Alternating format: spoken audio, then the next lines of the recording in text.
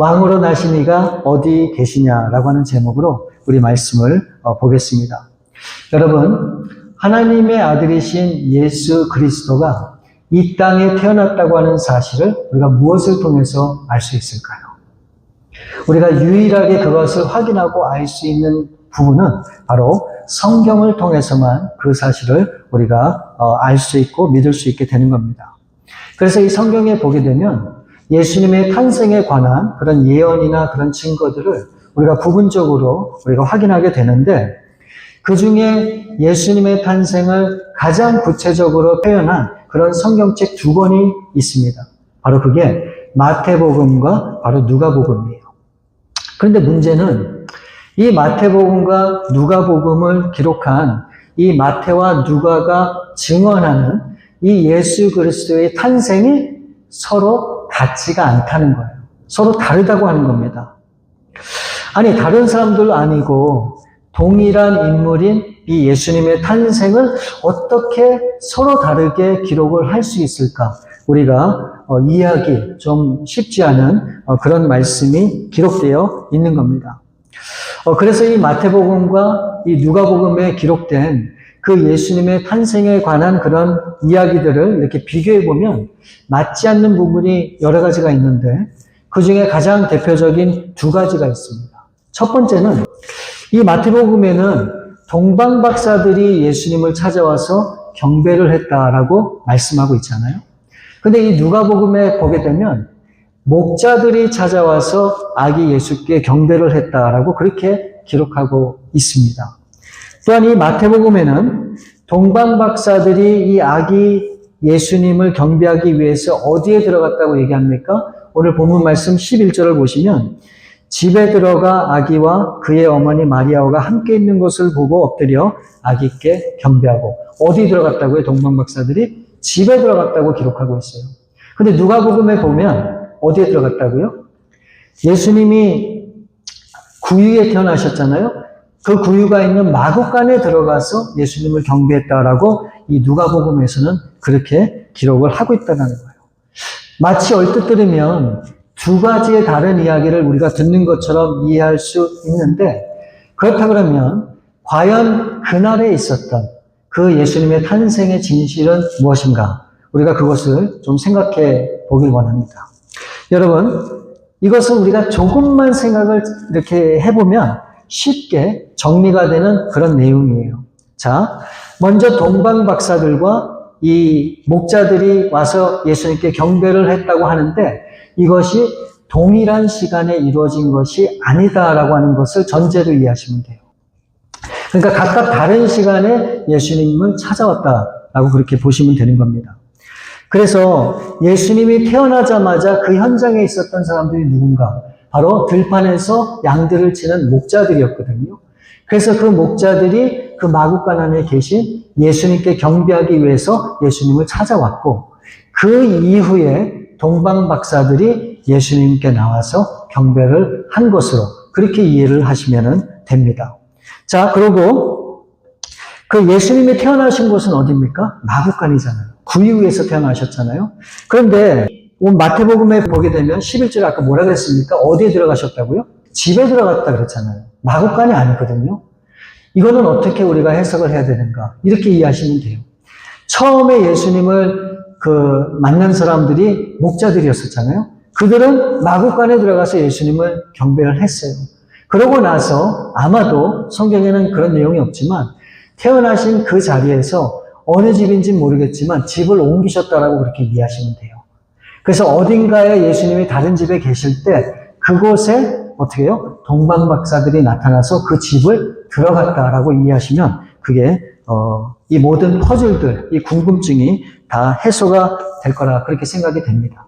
그런데 한 가지 그런 궁금증이 생기게 돼요. 아니, 왜 마태와 마가는 동일한 사건, 동일한 내용을 가지고 각각 다른 시간들에 초점을 맞춰서 각자 다른 그런 얘기를 했을까? 여러분, 이게 우리에게 궁금증으로 다가오잖아요. 그 이유가 분명히 있습니다. 이 마태는 왕으로 오신 예수 그리스도를 증거하기 위해서 동방박사들이 와서 경배했다라고 하는 것을 강조하는 거예요. 그래서 이 동방박사들만 나오고 거기는 목자들이 등장을 하네요. 근데 반면에 누가복음에 보게 되면 인간의 모습을 입고 낮고 겸손한 모습으로 아기 예수님으로 오신 그 예수님을 부각하기 위해서 누가 있었다고요? 그 당시에 가장 천한 사람들, 가장 낮은 사람들, 바로 이 목자들이 예수님을 찾아서 경배를 했다라고 하는 것을 강조하고 있다라고 하는 것으로 여러분들이 이해를 하시면 돼요. 그래서 이 마태복음에 나타난 예수님의 탄생과 누가복음에 나타난 예수님의 탄생이 서로 좀 이 보는 시각에 따라서 다르다라고 하는 것으로 이해하시면 돼요. 그래서 이 두 가지 성경책을 딱 하나로 요약하면, 정리하면 이런 거예요. 왕이신 예수님께서 낮고 겸손하신 모습으로 이 땅에 오셨다는 거예요. 다시 말하면 위대하신 왕이 낮고 낮은 인간이 되셨다는 것. 바로 이것이 성탄이 우리에게 주는 가장 큰 메시지라고 저는 분명히 믿습니다. 여러분, 그래서인지는 몰라도 우리가 예수님의 탄생에 관계된 어떤 그림이나 어떤 사진 같은 것을 보게 되면 대부분이 어떤 겁니까? 구유 위에 놓이신 그 예수님이 계시고 그 마리아와 요셉이 그 주위에 있고 또 그 주위에 목자들이 함께 서서 우리 예수님을 경배하는 그런 장면의 모습을 여러분들이 다 기억을 하실 거예요. 이처럼 낮고 낮은 모습으로 이 땅에 오신 그리스도를 강조하기 위해서 그런 그림들을 그렇게 우리 가운데 보여주는 것이 아닐까. 우리가 그렇게 생각할 수 있죠. 근데 우리는 거기서 끝나면 절대로 안 돼요. 그것 외에도 우리가 반드시 한 가지를 기억해야 됩니다. 그건 뭐냐면 동방 박사들도 왕으로 오신 예수님을 찾아와서 경배를 했다고 하는 사실이에요. 비록 낮아지고 겸손한 모습으로 저와 여러분 가운데 다가오신 분이 예수님이시지만 그 예수님은 어떤 분이시라고요? 왕이시라는 거예요. 왕이시라는 거. 제가 이 운전을 하면서 정말 화가 나고 그냥 기분이 굉장히 상할 때가 있어요. 종종 있어요. 그때가 언제인지 아십니까? 이 뒤에서 사람들이 이렇게 서로 막 얘기하거나 전화통화를 하면서 가끔 가다가 그런 얘기를 할 때가 있어요. Jesus. 여러분, 이게 무슨 얘기입니까? 예수님을 부르는 거예요? 그게 아니죠. 미국 사람들이 Jesus 하는 것은 짜증나네. 아유, 정말로 진짜 심하네. 말도 안 되네. 비아냥거리는 어떤 그런 말투란 말이에요. 제가 그 말을 들을 때마다 솔직히 처음에는 이 예수님을 굉장히 모욕하는 것 같아갖고 이 분이 막 그냥 멈출 수가 없는 거예요. 얼마나 화가 나고 기분이 안 좋은지. 그래서 막 그 사람들 향해서 속으로 막 옛날에는 막 저주도 하고 그랬거든요. 아니, 네가 뭔데 우리 이 예수님을 그렇게 할 수 있느냐고. 그러다가 나중에는 제가 어떻게 했는가 그런 얘기를 들으면 이제는 더 이상 분노를 하지 않아요. 오히려 하나님 앞에 기도하게 돼요. 하나님, 저 영혼을 불쌍히 여겨주세요. 불쌍히 여겨주세요. 여러분, 우리가 분명히 아셔야 돼요. 여러분, 예수님은 왕이세요. 어제도 계셨고 오늘도 계시고 앞으로도 영원히 우리 가운데 함께 하실 왕이라고 하는 사실을 우리가 절대로 잊으면 안 되는 거예요. 그래서 그 왕 되신 예수님께 어떻게 해요? 우리는 날마다 우리의 삶을 통해 찬양하고 경배를 해야 되는 거예요. 그리고 그분이 정말 우리의 왕 되심을 인정하고 그 예수님을 높이는 그런 삶을 우리가 살아야 되는 거예요. 여러분, 한번 돌이켜 한번 생각해 보세요. 여러분들은 과연 예수님을 믿고 예수님을 따른다고 하면서 정말 얼마만큼 예수님을 왕으로 생각하고 왕으로 인정하고 그렇게 예수님을 높였는지 한번 스스로 한번 생각해 보세요. 정말 그러지 못할 때가 얼마나 많아요. 내 꼭 필요만을 채우기 위해서 예수님 앞에 부르짖고 도움이 필요할 때만 예수님을 붙잡고 정말 그 예수님의 나의 왕으로 생각하고 내가 그렇게 예수님을 취급한 그런 경우가 있는가?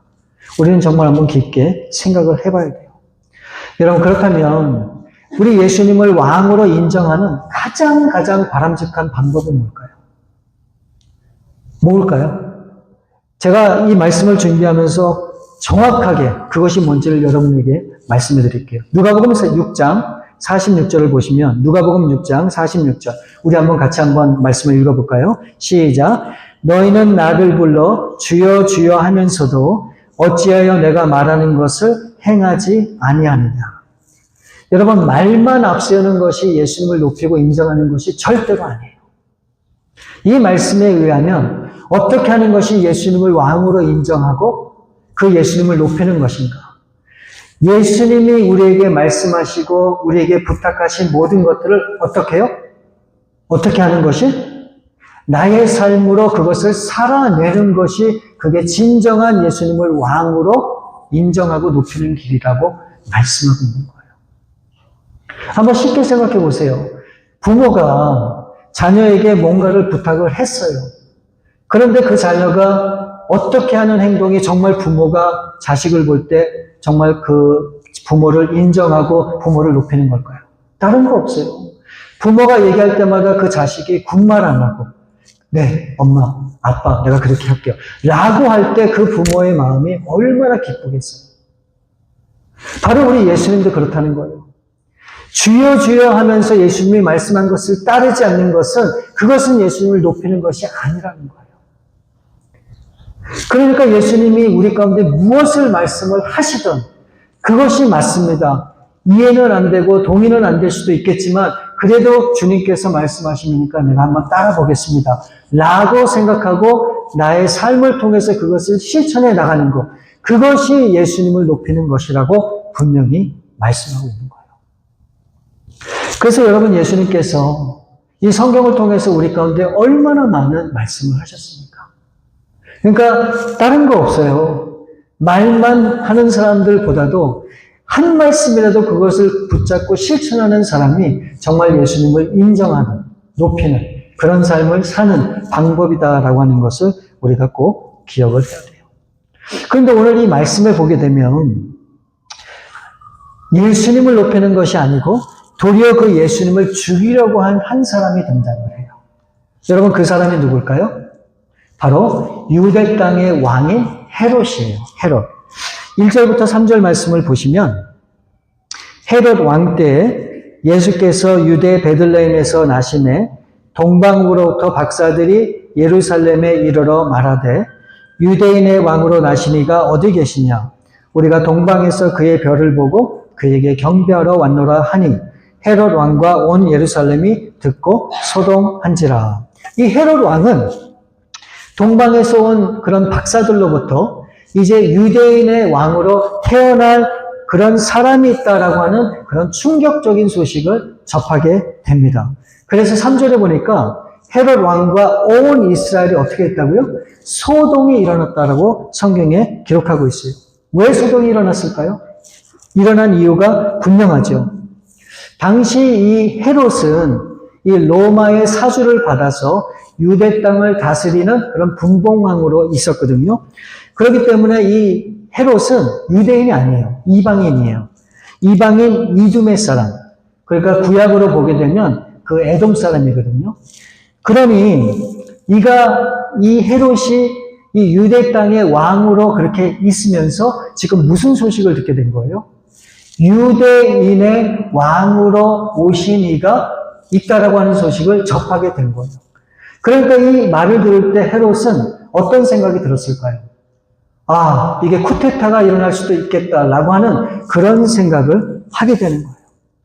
왜요? 자신이 유대인의 왕인데 또 다른 유대인의 왕이 태어났다고 하는 것은 결코 이 헤롯에게 기뻐할 수 있는 얘기가 아니죠.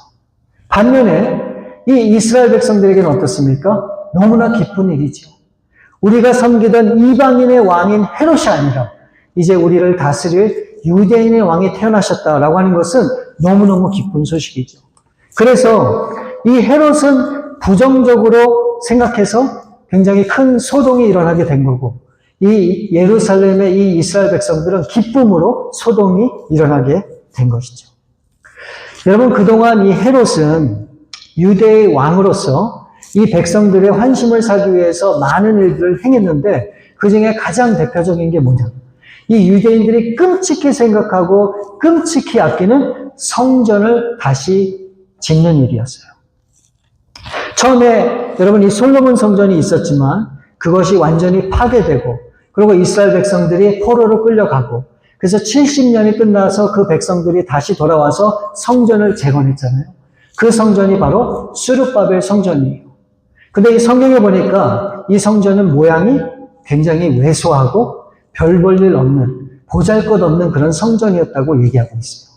그래서 이 헤롯이 이 유대인들의 관심을 사기 위해서 어떻게 해요? 그 초라해 보이는 이 스룹바벨 성전을 다시 증축하고 개축해서 정말 굉장히 웅장하고 큰 헤롯 성전을 만들게 되는 겁니다. 그래서 이 헤롯은 유대인들의 이 마음을 사게 되는 것이죠. 그럼에도 불구하고 이 헤롯은 유대의 왕이었지만 이 유대인들의 마음을 얻을 수는 없었던 거예요. 왜요? 그는 이방인이었기 때문에 그래요. 그런데 지금 이 동방 박사들이 와서 뭐라고 얘기하는 겁니까? 이제 진정한 유대인의 왕이 나셨다라고 그렇게 이야기를 하고 있는 거예요. 그러니까 이 헤롯이 생각할 때, 어쩌면 내 정치 인생이 끝날 수도 있겠다.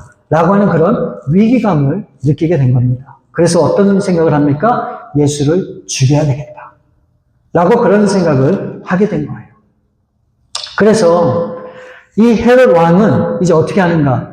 자신의 모든 측근들을 다 불러 모읍니다. 그래서 그들에게 이렇게 얘기해요.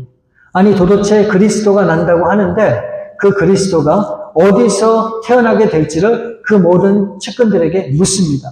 4절 말씀을 보면 왕이 모든 대제사장과 백성의 서기관들을 모아 그리스도가 어디서 나겠느냐 물으니 이렇게 왕이 질문을 할 때 그 얘기를 들은 수많은 그 대제사장과 이 서기관들이 뭐라고 얘기합니까? 5절과 6절 보면 이르되 유대 베들레헴 이오니 이는 선지자로 이렇게 기록된 바 또 유대 땅 베들레헴아 너는 유대 고을 중에서 가장 작지 아니하도다.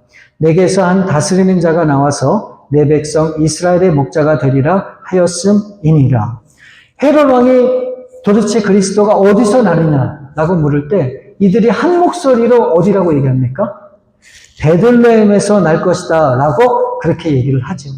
그랬더니 이 헤롯이 이것을 다시 한번 동방 박사들에게 확인을 하고자 합니다.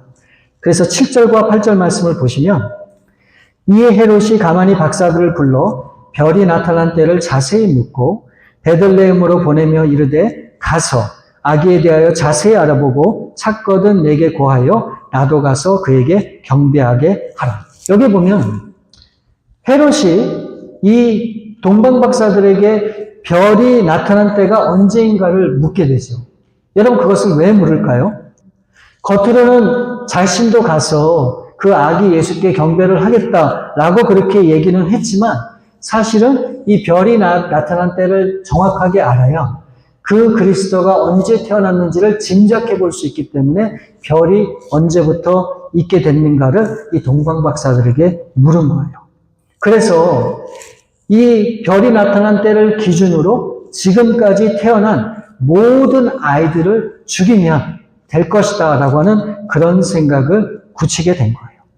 그런데 아무리 기다려도 그 아기 예수께 경배하러 간 그런 동방 박사들이 다시 오겠다고 해놓고 오질 않는 거예요.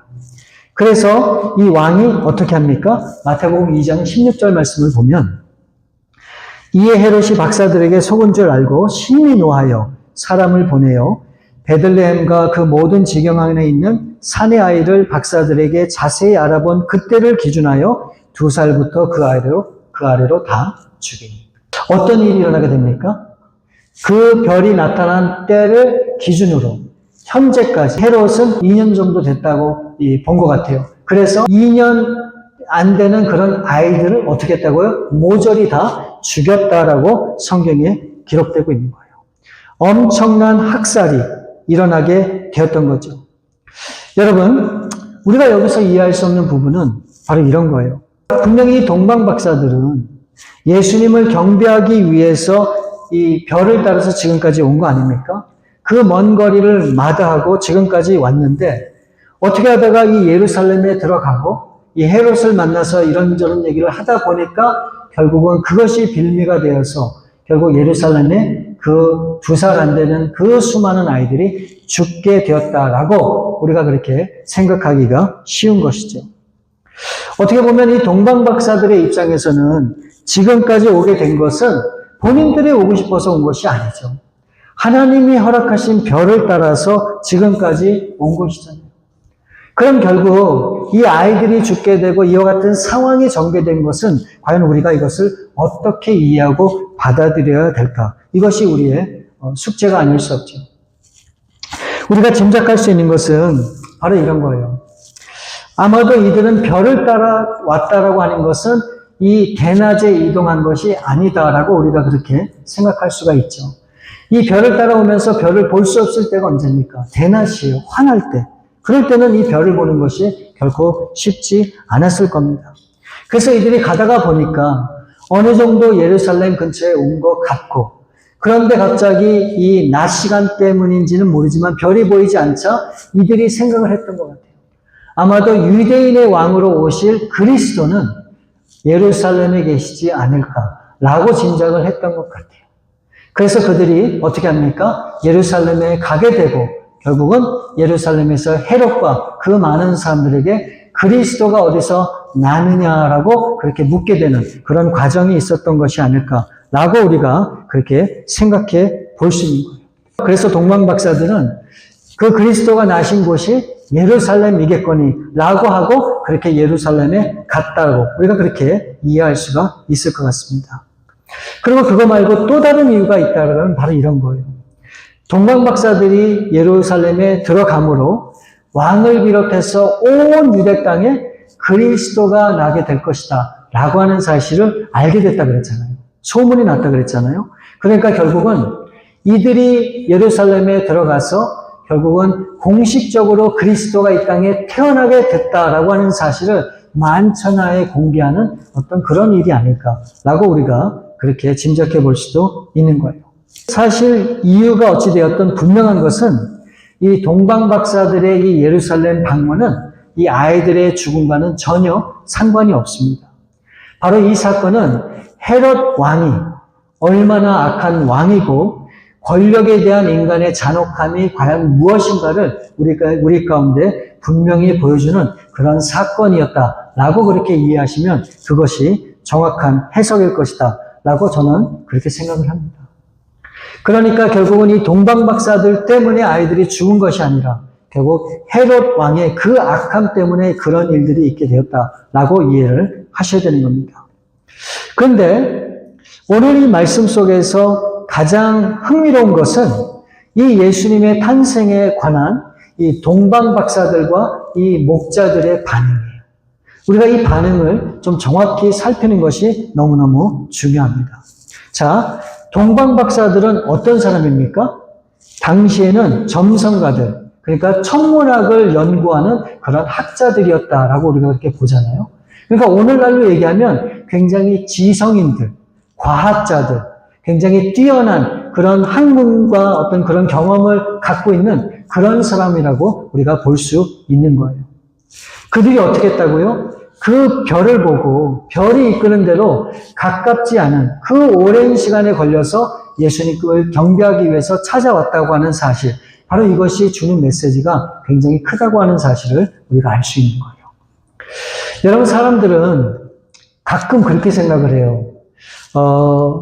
신앙에 대해서 이 신앙은 비과학적이다라고 그렇게 생각하는 분들이 좀 있는 것 같아요. 그래서 이 과학과 신앙을 분리해서 생각하는 그런 사람들이 있는 것 같습니다.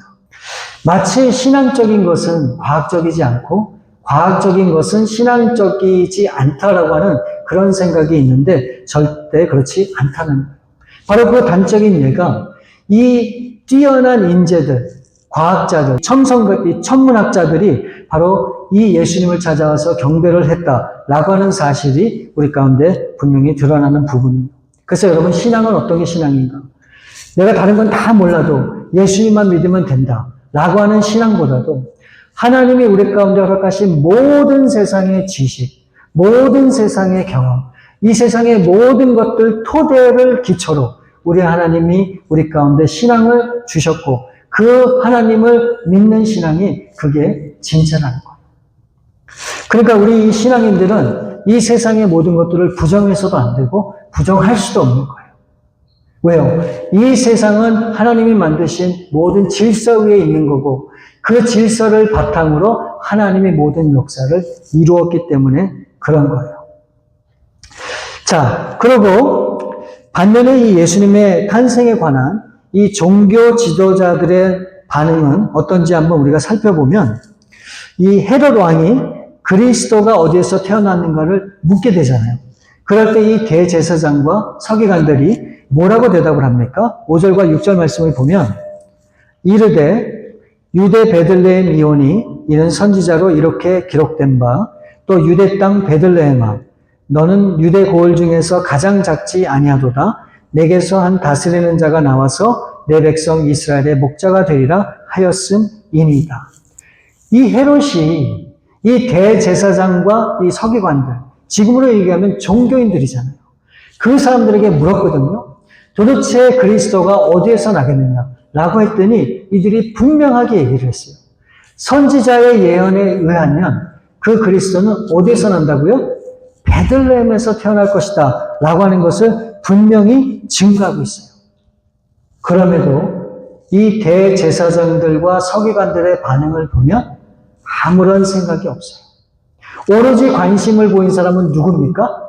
이 예수를 죽이겠다고 하는 헤롯 왕밖에 없는 것을 우리가 이 말씀을 통해서 발견하게 되는 거예요. 여러분, 이들은 성경을 연구하고 성경을 그렇게 잘하는 그런 종교인들임에도 불구하고 그 예수 그리스도가 분명히 어디에서 태어날 것이다 라고 하는 사실을 알았음에도 그들은 아무런 생각과 마음도 없었다고 하는 것을 우리가 보잖아요. 저는 오늘날 우리 신앙이 그러지 않을까라고 하는 그런 걱정이 됩니다. 여러분 보세요. 예수님이 이 땅에 오신 것은 이미 팩트예요. 이미 진행이 됐던 거예요. 우리가 그것을 반응을 보이든 안 보이든 이미 예수님을 오셨단 말이에요. 그런데 우리 예수님께서 우리를 위해서 이 땅에 오시고 왕이지만 낮아진 모습으로 겸손한 모습으로 오셔서 십자가에 달려 돌아가시고 그리고 부활하시고 승천하셔서 우리에게 뭐라고 약속하셨습니까? 이제 다시 오시겠다라고 그렇게 말씀을 하셨단 말이죠. 이 종교인들이 그 당시에 유대인들이 예수님의 오심을 알면서도 아무런 생각이 없었던 것처럼 이제 다시 예수님이 오시겠다고 말씀을 하셨지만 우리가 얼마나 많은 때에 예수님의 다시 오심을 준비하고 예비하고 그런 삶을 우리가 살아가고 있는 걸 생각할 때 정말 여러분들 그렇게 사시느냐? 정말 이 유대인과 또 이 대제사장들과 서기관들처럼 아무 생각이 없이 그냥 그렇게 살아가는지 우리는 다시 한번 깊게 생각을 해봐야 됩니다. 왕이지만 이 땅에 낮고 낮은 모습으로 오신 예수님께서 다시 오시겠다라고 분명히 약속을 하셨다는 사실을 우리는 절대 잊으면 안 돼요. 그래서 우리는 예수님의 오심도 중요했지만 우리가 더 중요하게 생각해야 될 것은 무엇인가? 다시 오실 예수님을 우리가 기대하고 바라고 그분 앞에서 그것을 준비하는 삶을 살아야 된다고 하는 거예요. 저는 이것이 성탄절을 맞는 저와 여러분이 가져야 되는 그런 마음가짐이라고 분명히 믿어요. 그럼 어떻게 해야 되는가? 예수님의 오심을 준비해야 되기 때문에 예수님이 우리 가운데 주신 말씀을 붙잡고 그 말씀대로 우리가 살아가고자 해야 된다는 거예요. 때를 얻든지 못 얻든지 그것을 우리가 살아내기 위해서 최선을 다할 때 바로 주님이 우리의 왕 되심을 인정하는 거고 바로 그것이 주님의 다시 오심을 준비하는 길이다라고 하는 사실을 우리가 알 수 있는 것이죠. 분명 예수님은 낮고 낮은 모습으로 이 땅에 오셨지만 그분은 왕이세요. 그 왕 되신 예수님을 우리가 어떻게 섬기고 어떻게 높여야 되겠습니까? 그분의 뜻을 이뤄가는 것이 그분 앞에 우리의 모든 삶을 다해서 경배하고 찬양하는 일이다 라고 하는 사실을 잊으면 안 된다는 거예요. 그래서 이 성탄을 맞는 저와 여러분이 꼭 반드시 생각해야 되는 것은 나를 위해서 낮고 낮은 모습으로 이 땅에 오셨지. 겸손한 모습으로 이 땅에 오셨지. 네, 맞아요. 그 사실도 중요하고 그것이 너무너무도 중요하기도 하지만 그것으로 끝나면 안 된다는 거예요. 어떻게 해요? 이제 이 땅에 오신 예수님이 다시 오시겠다고 하신 그 약속의 말씀을 붙드는 것, 그것이 진정한 성탄의 의미를 정말 보람되게 보내는 그런 길이다, 저는 분명히 믿습니다. 그래서 우리 사랑하는 배단교회 성도님들은 바로 이 성탄의 계절에 다시 오실 주님을 마음에 품고 생각할 수 있어야 돼요. 그리고 그분 앞에 내가 과연 그러면 어떻게 살아가야 될 것인가? 그분은 나의 왕이시고, 그래서 그분을 찬양하고 높여야 되는데 그 방법은 뭐라고요? 말씀대로 순종하며 사는 삶.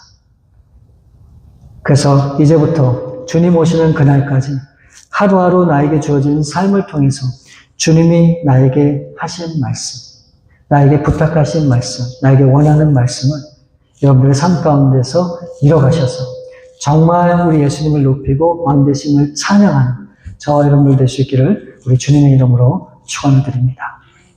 우리 시간에 함께 기도하길 원합니다. 여러분, 예수님은 왕이세요. 여러분이 한번 왕을 만났다고 한번 생각해 보세요. 어떻게 그 왕을 대하는 것이 정말 여러분들이 온전히 해야 되는 일일까요? 그 왕을 높이고 경배하고 그 왕에게 영광을 돌리는 것이 그 왕을 기쁘게 하는 삶이라고 하는 것을 여러분들이 아실 수 있기를 바랍니다. 우리 예수님은 저와 여러분의 왕이시기에 우리가 어떻게 하기를 우리 주님이 원하십니까? 우리 예수님께서 말씀하신 말을 이뤄가는 것이 왕으로 인정하고 높이는 길임을 알려주셨어요. 그러니까 우리가 이 말씀을 지키고 이 말씀을 살아내는 것, 그것이 진정한 우리 예수님을 기쁘게 하는 길이라고 하는 것을 알려주신 것이죠. 그래서 이제부터 우리 주어진 삶을 통해서 내 생각과 방법과 경험을 앞세워서 사는 것이 아니라 말씀을 중심으로 말씀에 이끌린 그런 삶을 살 수 있도록 도와주시옵소서. 우리 그런 마음으로 우리 한번 기도하기를 원합니다. 우리 함께 기도하겠습니다. 아버지 하나님, 우리 예수님이 왕이시지만 이 땅에 낮고 낮은 모습으로 이 땅에 오셨음을 우리가 보았습니다. 아버지 하나님, 그 왕 되신 그 주님을 높이는 길이 무엇인지를 우리가 여러 가지 생각을 할 수 있지만 그분의 뜻을 이루고 그분의 원하는 바를 이루어가는 것이 정말 예수님을 왕으로 인정하는 길임을 우리가 다시 한번 보았습니다. 이제 주님께서 우리에게 무엇을 말씀하시고 무엇을 깨닫게 하든지 그 말씀을 붙잡고 그 말씀을 살아낼 수 있도록 하나님 우리에게 믿음을 더해주시고 그 말씀만을 붙잡고 나아갈 수 있는 그런 담대함을 허락해 주시옵소서. 그래서 그 말씀으로 우리가 승리하고 그 말씀으로 하나님 앞에 영광 돌리는 그런 삶이 될 수 있도록 하나님 이끌어 주옵소서. 우리 사랑하는 성도님들 어디에서 무엇을 하든지 항상 말씀을 따라 말씀과 함께 동행하는 그런 삶이 될 수 있도록 도와주옵소서. 우리 참으로 좋으신 아버지 감사합니다.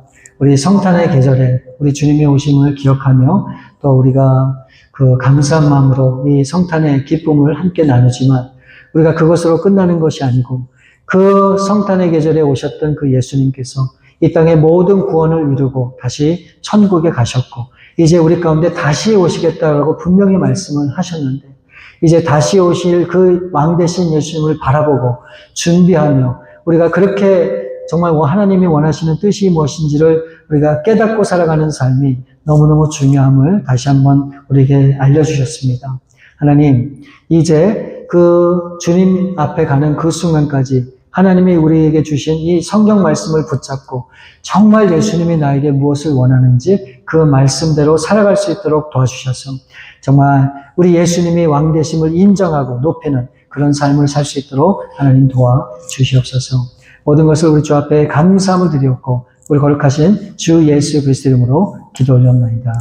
아멘.